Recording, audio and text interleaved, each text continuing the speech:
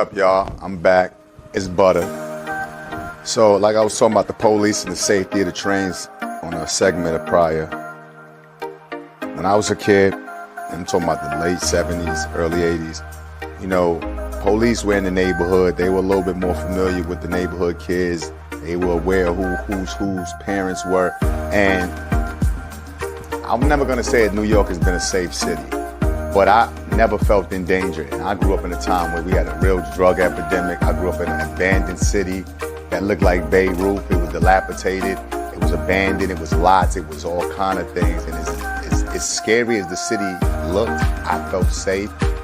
Not just because the police knew my name or my family, but just because kids were actually off limits. It was a respect for the community. Things were transpiring that I probably weren't paying attention to, but it seemed like it was a golden rule that women and children were literally off the table as far as anything that was negative. Nowadays, with cameras, beautiful buildings everywhere, every lot that I knew that was an abandoned building is now being,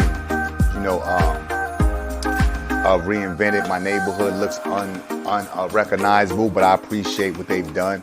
With all of this, it's more crime. It seems a lot more scary outside. It's more police. They have more weapons, more of this, but yet they're not policing. And it's the lack of policing. It's the lack of interacting with the community, knowing who's who, being able to talk to a kid without arresting him, without the first introduction being putting cuffs on him.